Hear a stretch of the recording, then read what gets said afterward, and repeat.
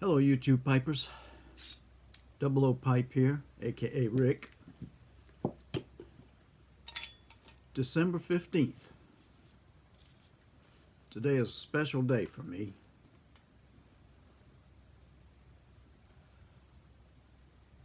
I'm into Carter Hall today with my brand new pipe, my Peterson Phoenix, which has a number on it, 606, if that means anything to anybody.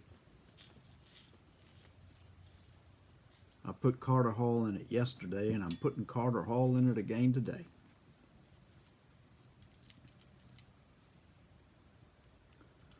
As I was saying, today is a special day. I'm going to take you back to 1979.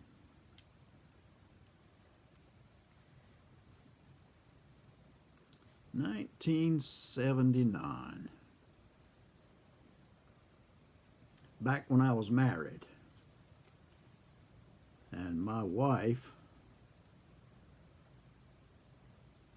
found out that she was going to have our second child. Now, we had a boy that we had in 1975. And now the second child was on the way, and I hoped with everything I had, this is going to be a girl. I just know it's going to be a girl. We had a name picked out. That looks like a hair. We had a name picked out since we had been in Iceland. We saw the name on the storefront in one of the stores in Keflavik. The name of the store was Kindle. So that's what we decided we were going to name our little girl when we had her. And this was the chance we were going to have.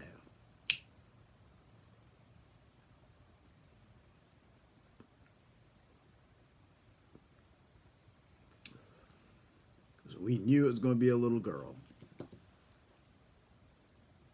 Well,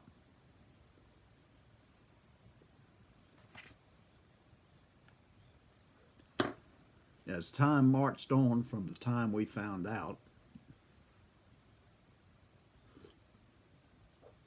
until my wife went for the sonogram.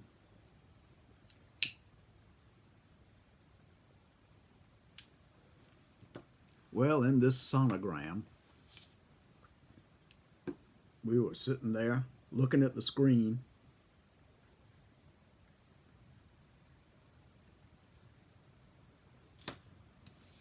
and my wife asked, as that device was going around through all that KY jelly on top of her baby bump, "Can you tell if it's a boy or a girl?"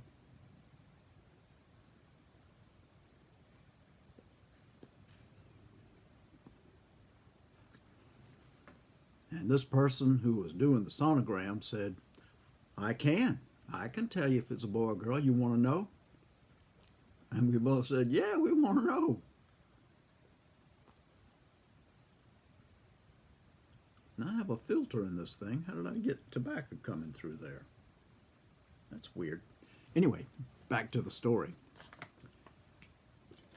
This person said, "Well, I can tell you right now. It's going to be a boy." And my face just dropped because I knew I was going to have my little girl coming. So how do you know it's going to be a boy? And this person pointed on the screen and said, "See that right there? See that right there? That tells you it's a boy." Well, that's what we expected.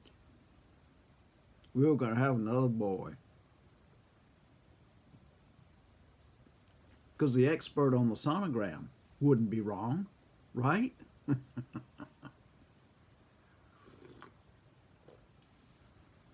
Well, at this particular time, I was working at a hospital in Florence, South Carolina, McLeod Infirmary. And my wife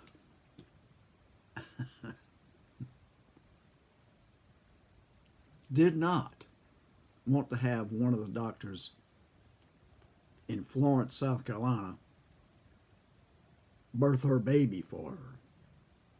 She had a doctor in Charleston that she liked, and that's who she wanted. Well,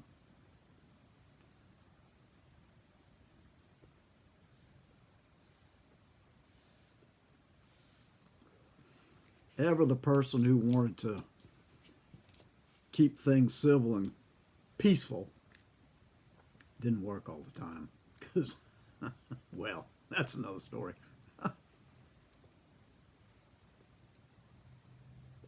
But like my granddaddy, who always said to my grandmother, yes, love, baby. That's pretty much what I said. Yes, love, baby.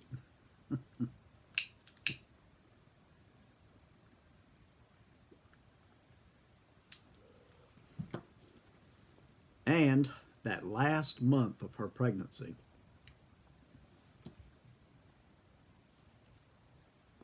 she left me in Florence all by my lonesome because she took the boy as well.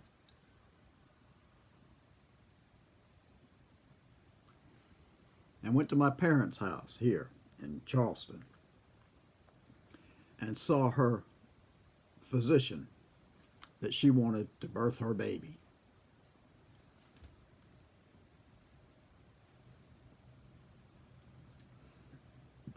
Excuse me. She said, the minute we know something, we'll get in touch with you. And I had told my boss what the story was, and I said, I don't know when the baby's going to be. I can tell you approximately what they're saying.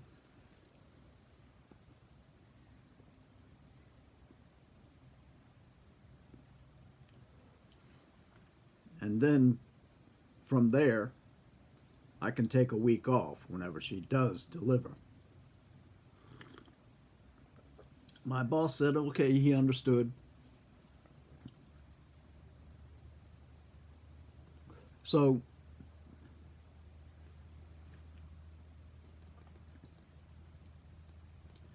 it was about, I don't know, I guess 15 days into the month. Wasn't expecting the delivery to be at this time. And because I wasn't expecting it, and my boss wasn't expecting it, I was working the night shift.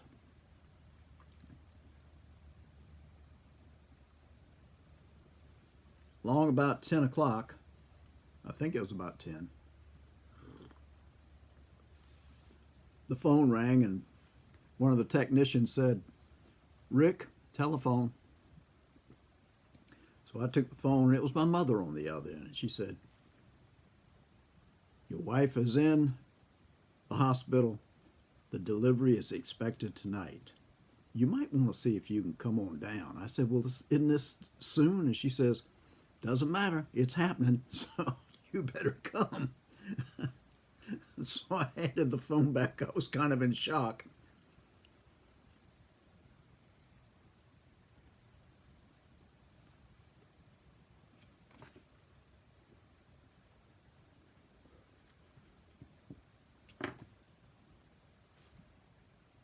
So much in shock that I didn't know what to do at the moment. So my technician said, you're having a baby, right? I said, it seems like it, yeah.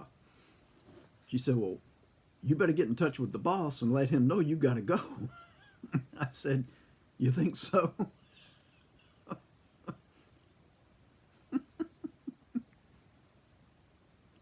And she said, yeah, get in touch with him. So I called the boss, explained the situation to him.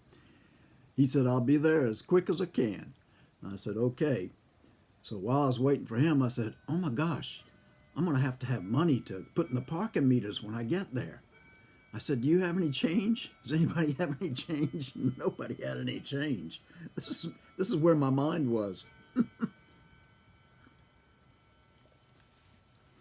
So he got there. He got there pretty fast. And I said, be careful going back.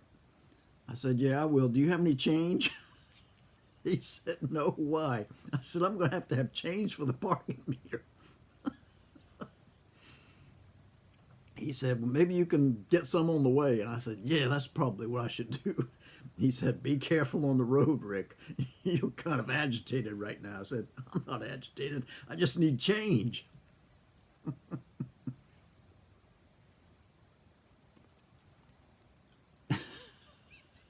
So I got in the car,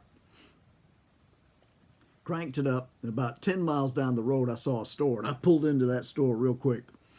And I walked in there. I said, can you give me some change, please? And I handed him a $5 bill. And he said, how much you want? I said, as much as you can give me. I got to have it for a parking meter. He looked at me like I was crazy. But he gave me the change, and I rammed it in my pocket, ran out and got in my car.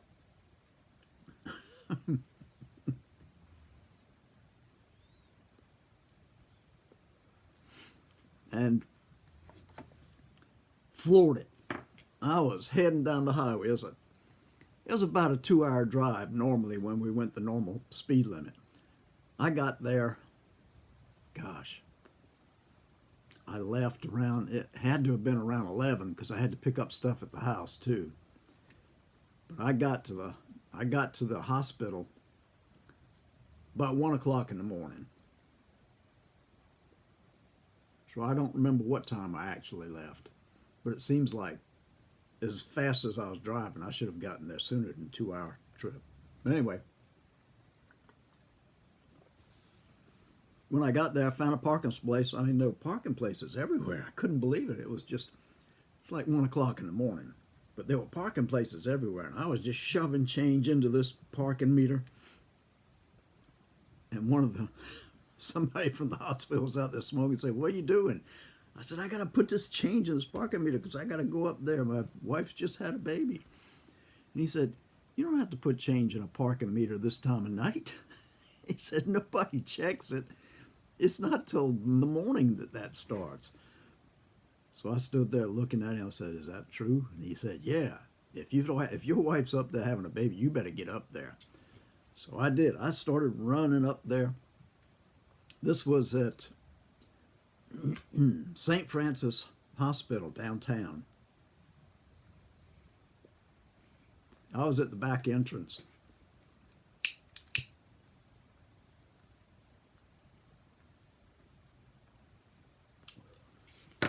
Walking up the incline to get to the doors, and her physician walked out. And he said, Mr. Croucher? I said, yeah. He said, your wife's doing fine. I said, can you tell me anything about the baby? And he said, I'm going to let your wife tell you that. I said, God blast it, okay. And I ran into the hospital, went up to the floor she was on.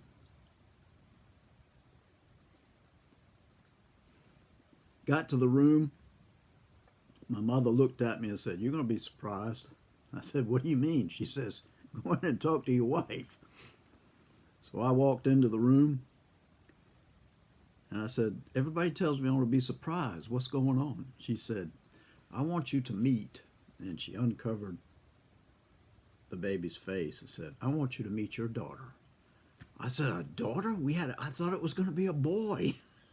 She said, well, it's your daughter. That's what you wanted, and that's what you got. I said, that's wonderful.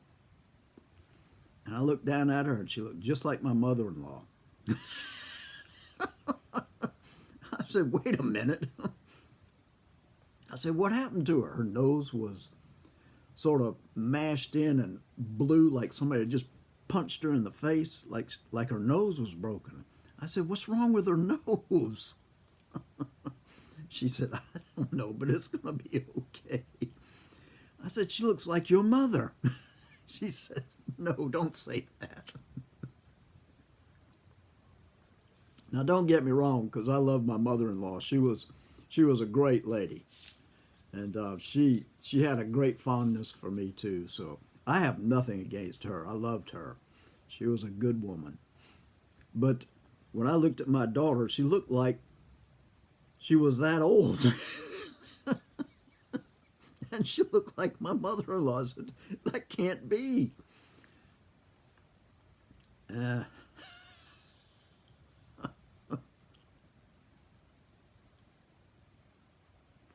she said, well, she's going to change as time goes on. Don't get all upset. I said, she looks too old. Come to find out, my daughter was always an old soul in a young body, so maybe that was indicative of what she is.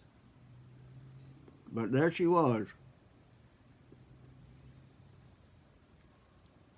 December 15th, her birthday. She was born about half an hour before I got there.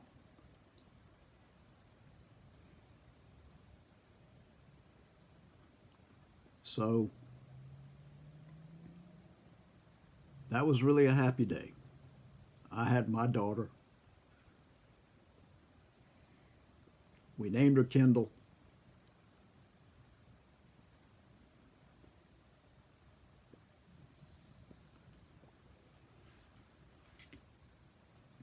And she's a pretty girl now. She's got her own family. Had two children of her own. She has a boy and a girl, Max and Mox. And they live on the other coast in Oregon.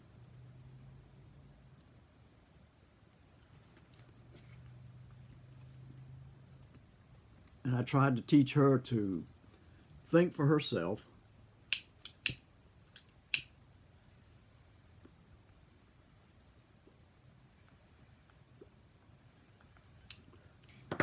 which she does, and we agree on very little. We never talk politics.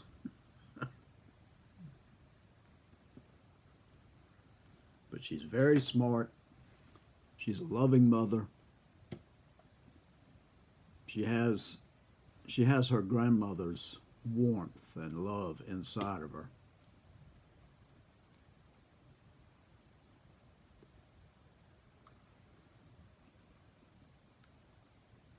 So I'm very proud of her. Even though we don't agree on politics and things such as that, but I'm very proud of her because she's smart, she's loving. You can't ask for much more in a child.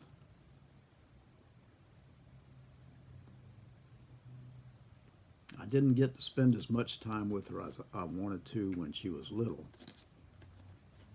But the times we did spend together were very, very happy.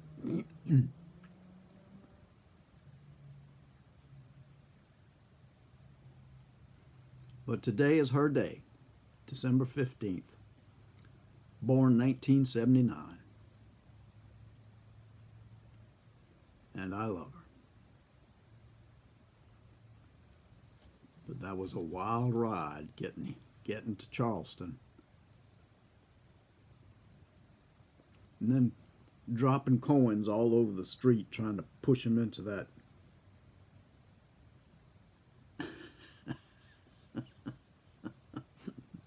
at 1 o'clock or 2 o'clock in the morning, I'm not sure which. When it wasn't necessary. $5 worth of change I was pushing into that. Oh.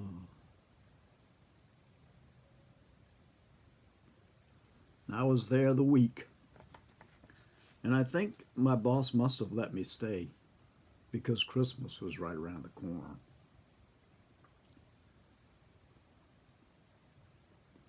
He had given me 7 days, but I know I had to have been there at Christmas because he was that kind of boss. He wouldn't have allowed me to come back when I had a new family member on the Christmas day.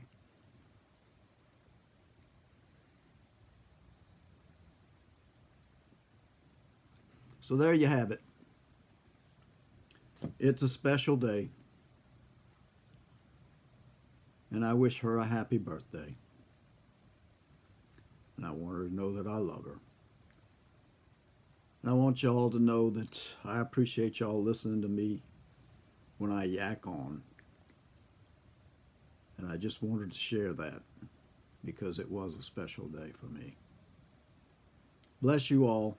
God bless you all. Take care of yourselves. And I'll talk to you next time. Bye-bye.